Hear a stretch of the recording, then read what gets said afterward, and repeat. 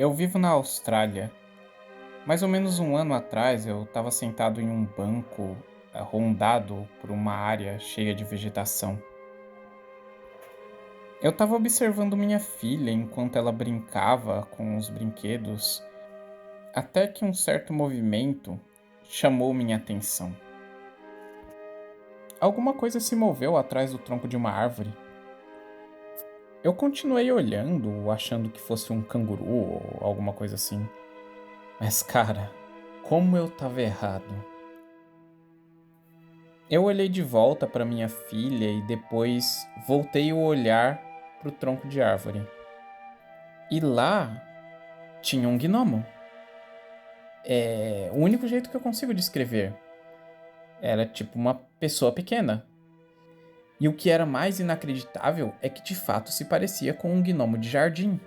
Chapéu vermelho, bochechas rosadas, e eu lembro que ele tinha uns lábios meio escuros. Ele estava me olhando com o que eu posso apenas descrever como um olhar malévolo. Ele parecia maligno. A visão durou uns 5 ou 10 segundos até que algo fez com que eu olhasse de volta para minha filha. E quando eu olhei de volta, ele tinha sumido. Eu levei minha filha para casa imediatamente depois disso. Mas eu comecei a sofrer com ataques de ansiedade e muitos pesadelos. Eu tinha a sensação que o gnomo tinha pegado uma carona com a gente pra casa e que agora tava lá, me vigiando através dos cantos e mexendo, tirando coisas do lugar na casa.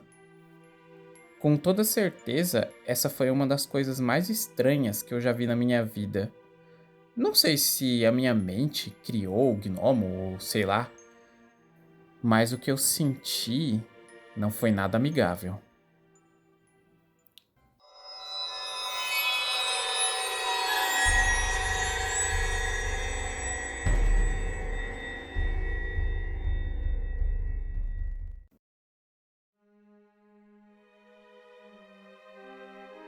Quando eu tinha 17 anos, nos anos 90, eu e a minha amiga Jenna fomos junto com um grupo de amigos acampar no Parque Algonquin, que é uma enorme reserva natural que fica no norte de Ontário.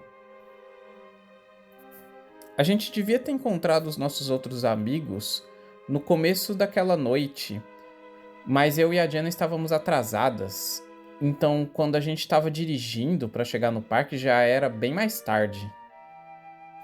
Não tinha nenhum tipo de luz, seja luzes da rua ou qualquer luz, naquele ponto. Então, a única coisa que a gente conseguia enxergar era o que estava diretamente na frente do carro, que era iluminado pelos faróis. O que era basicamente a estrada empoeirada na nossa frente e o sinal estranho que ficava dizendo pra gente continuar e seguir para poder chegar no acampamento e sempre nos mantermos na estrada. A gente estava dirigindo bem devagar e se eu forçasse a visão eu conseguia ver as linhas de árvores que estavam ao nosso redor, dos dois lados da estrada. Era bem assustador, mas não é como se a gente tivesse com medo de alguma coisa. A gente estava bem animada com a nossa viagem e tudo mais. Mas aí, alguma coisa entrou na área da luz dos faróis. Primeiro, eu achei que era um lobo. Mas aí, quando a Diana pisou nos freios, ele se levantou e olhou direto pra gente. Parecia tipo aquelas criaturas, aqueles cachorros dos primeiros filmes dos Ghostbusters. Só que esse estava andando em duas pernas, estava em pé em duas pernas. Ele era baixo, devia medir mais ou menos 1,20 m. E ele estava usando roupas, um casaco preto e também um chapéu preto pontudo. Eu não lembro direito do rosto, mas lembro de pensar que era algo maligno. Imediatamente, a Diana gritou: "Mas que diabos?" E ele então correu de volta para o meio da escuridão. Naquele momento, a Jenna estava querendo virar o carro e ir atrás da criatura, mas aí eu segurei no volante e falei: Não mesmo. A Diana sempre foi essas pessoas que gostam de adrenalina, então provavelmente ela teria ido atrás da criatura se eu não estivesse lá. Mas por sorte, eu fui capaz de convencê-la a deixar isso pra lá. Depois disso, a gente encontrou o resto dos nossos amigos na área de acampamento e contamos pra eles o que aconteceu. Só que nenhum deles acreditou. A Diana sempre teve essa mania de pregar peças, inventando histórias elaboradas e depois zoar as pessoas que caíam nas histórias delas. Então, basicamente foi aquela situação da historinha do menino que ficava falando dos lobos, sabe? Durante essa noite eu não me senti confortável em dormir. Pra falar a verdade, eu praticamente não dormi. E teve um ponto, um momento em que eu ouvi barulhos lá fora, de coisas arrastando e se esfregando na nossa tenda. Talvez fosse só um animal, muito provavelmente, mas. Bom, eu tinha uma sensação muito ruim sobre isso. No outro dia, a gente pegou uma canoa e foi para uma outra área de acampamento, e essa não me dava essa mesma sensação ruim, mas eu ainda estava alerta. Depois de alguns dias, eu falei com a Jenna, disse que não estava me sentindo bem e queria ir embora da viagem mais rápido. Então, nós arrumamos nossas coisas e decidimos ir embora e fomos pela mesma estrada pela qual a gente veio, mas dessa vez durante o dia. Então, agora a gente podia ver claramente a floresta e a estrada e tudo mais. E o que eu vi no nosso caminho de volta fez o meu sangue gelar. Dos dois lados da estrada tinha um barranco que dava numa ravina. Então, ou seja, se a Jenna tivesse seguido a criatura como ela queria aquele dia durante a noite, nós provavelmente teríamos descido o barranco abaixo e batido o carro. E se nós sobrevivêssemos a esse acidente, quem sabe o que podia acontecer? Sei lá, a criatura podia aparecer e arrancar a gente do carro, arrastar a gente pra fora. Não sei. Eu às vezes fico pensando, quando eu me lembro disso, que talvez a criatura entrou na área da nossa visão, na área da luz dos faróis de propósito, pra tentar nos tirar da estrada.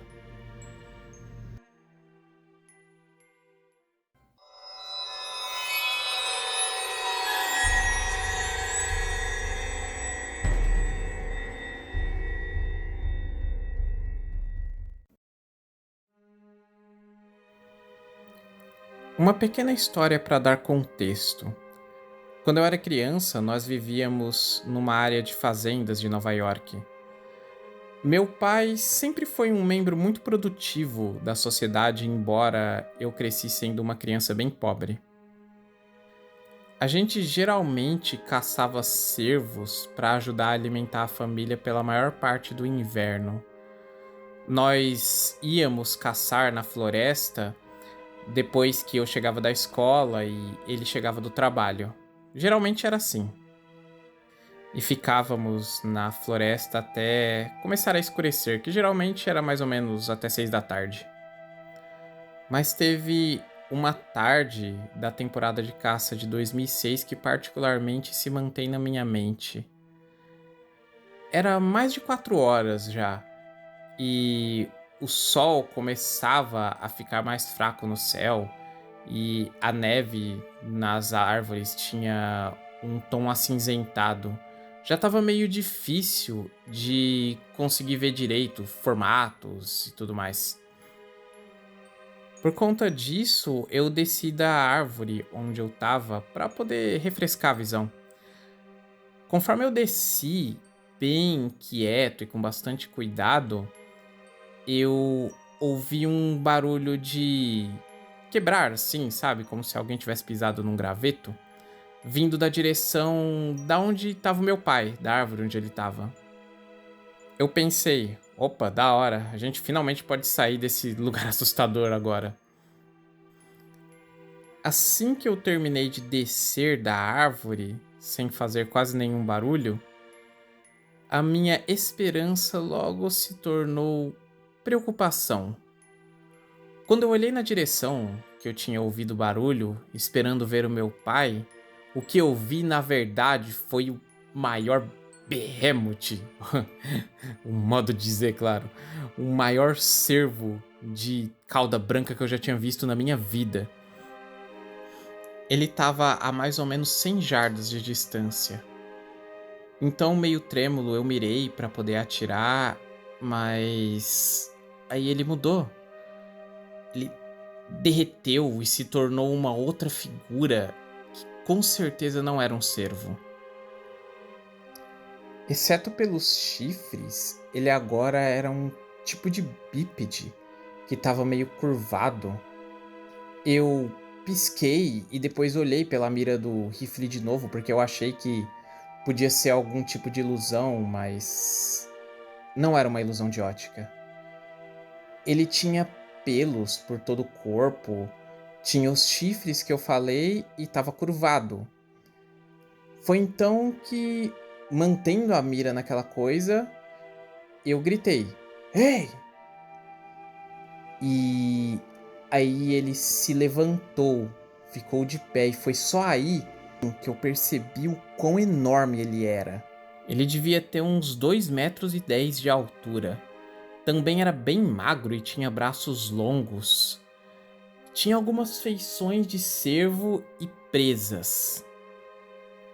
Ele me assustou, então eu dei um tiro apressado e atrapalhado e depois saí correndo de lá sem olhar para trás.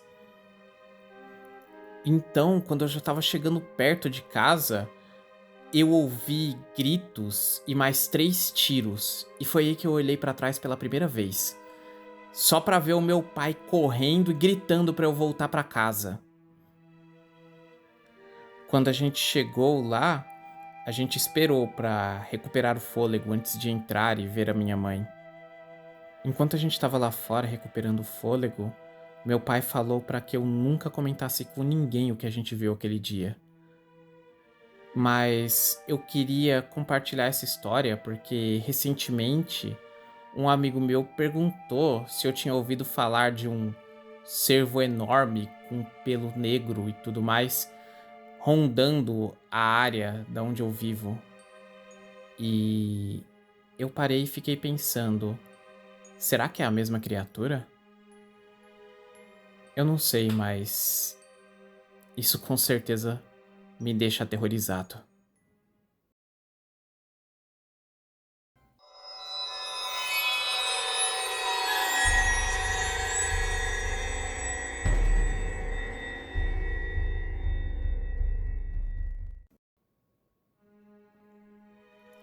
Eu cresci em uma área rural da Nova Inglaterra e durante a minha época de adolescente, eu costumava dar longas caminhadas por conta própria, por conta do tédio mesmo, por conta de puro tédio. Às vezes essas caminhadas duravam do nascer do sol até o pôr do sol. O bom de se morar na Nova Inglaterra é que os fazendeiros não se importam se você entra na área das terras deles, desde que não seja temporada de caça, é claro. Então, se algum deles te visse por alguma razão, eles só vão acenar e dizer: "E aí, como vai? Tudo bem?" Por conta disso, eu caminhava de boa pelas áreas das fazendas. E nesse ano em específico, eu tava mais empolgado. Eu acabei explorando muitos lugares legais. Porém, o que era de longe mais estranho era essa colina cheia de pedras que eu já tinha visto algumas vezes à distância e sempre quis escalar ela, desde quando eu era criança. Eu cheguei na base dessa colina depois de passar por algumas estradas que não tinham manutenção há um bom tempo. Eu não tava num dia bom. Eu tinha saído mais tarde do que eu esperava e ainda tinha esquecido minha lancheira, então eu tive que voltar para pegar a lancheira para depois continuar a caminhada. E eu já estava impaciente, era metade da manhã e eu queria logo começar a parte interessante da escalada. Tinha um campo de um fazendeiro à esquerda e essa colina estava à direita. E ela estava cercada de árvores que cresceram lá e tudo mais. Eu me lembro de dar uma parada antes de entrar na área da colina, porque por alguma razão, alguma coisa parecia estranho. Sabe, fora do lugar, era como se a própria floresta tivesse estranha naquele dia e o ar tivesse, sei lá, afiado. É o único adjetivo que eu consigo pensar. E não é uma coisa muito normal eu hesitar antes de uma escalada. É óbvio que isso não me parou. É lógico, eu dei uma pausa e tudo mais, mas eu imaginei que esse sentimento meu tinha a ver com o fato de eu ter tomado café da manhã um pouco mais tarde do que o comum e era só eu começar a pegar o ritmo e aquecer o sangue que isso daí tudo ia passar. A trilha era mais difícil do que qualquer coisa que eu já tinha enfrentado antes. Eu já passei por trilhas difíceis, cheias de insetos e um monte de coisa, mas essa daí era estranha. Parecia que a cada curva as árvores tentavam me impedir, me bloqueavam. Moitas espinhentas, grama alta e sementes de bardana realmente me fizeram me arrepender de ter usado short naquele dia. E a todo momento eu tinha essa voz, essa sensação na minha cabeça falando que alguma coisa não estava certa. Eu não estava andando no ritmo que eu deveria e o sol mal se movia no céu. Depois de conseguir chegar no topo da colina, eu resolvi descansar, ter um descanso bem necessário em uma pedra bem grande. Era uma pedra angular, e para falar a verdade, conforme eu comecei a olhar em volta, eu percebi que o topo da colina era cheio dessas pedras angulares. Ali era uma floresta completa, cheia de vegetação rasteira, umas piscinas pantanosas do tamanho de banheiras. Mas em alguns lugares as pedras davam a impressão que elas formavam uma fundação rochosa bem antiga. Eu não sabia o que pensar disso. Tipo, eu já tinha visto construções em ruínas no meio da floresta, mas nada desse tipo. Eu tava ficando cada vez mais inseguro e a tensão no ar crescia. Eu tinha uma sensação de que com certeza eu não deveria estar ali. Então eu tomei minha decisão. Levantei e comecei a andar bem rápido, com a intenção de circular a colina e descer pelo outro lado para sair do lado oposto da área da propriedade do fazendeiro. Assim eu não ia ter que passar por aquele sufoco que eu passei na floresta para subir. Mas enquanto eu tava andando, eu ouvi um barulho bem alto na distância e isso me fez congelar. Eu me lembro de pensar: merda, será que é temporada de caça? Será que é algum fazendeiro pensando que eu sou algum tipo de animal?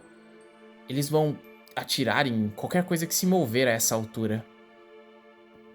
Então, instintivamente, eu me joguei no chão e fui me arrastando até uma moita, enquanto o som ficava cada vez mais alto. Eu nunca vou me esquecer do que eu vi em seguida. Eu pisquei meus olhos algumas vezes em confusão. Alguma coisa estava passando por aquela área que eu demorei meia hora para passar, só que muito rápido. Mas essa não foi a parte mais estranha. A parte mais estranha é que era eu. Bom, eu não sei. Parecia comigo, muito, era igualzinho. Era eu, ou igual a mim. Tava até usando a mesma roupa. O short azul, a camiseta vermelha, tinha até a minha lancheira azul que eu tinha esquecido naquela manhã. Só que ele corria bem mais rápido do que eu. Na realidade, bem mais rápido do que eu seria capaz de correr. Eu fiquei quietinho atrás da moita enquanto ele passou e desceu pelo caminho da onde eu tinha vindo. Em nenhum momento ele olhou para trás. O encontro completo, desde o momento que eu ouvi o barulho até ele sumir da minha visão, só durou alguns segundos. Mas eu fiquei lá deitado por mais ou menos 10 ou 15 minutos antes de eu finalmente me levantar e ir pelo caminho oposto. Descer a colina foi tão difícil quanto subir, mas eu consegui descer sem ter nenhum incidente. Eu passei o resto do dia olhando por detrás do meu ombro e os sinais que tinham nas árvores que diziam "não ultrapasse" agora tinham um significado totalmente novo para mim. Analisando e pensando no que aconteceu naquela época, eu acho que ele estava tentando me alcançar por algum motivo. Eu só não sei que motivo seria esse. Já fazem muitos anos em que eu não voltei naquela colina, mas é uma das poucas áreas daquela região que não foram cortadas para construção de casas e desenvolvimento de cidade e tudo mais. E eu fico me perguntando se não existe uma ótima razão para isso.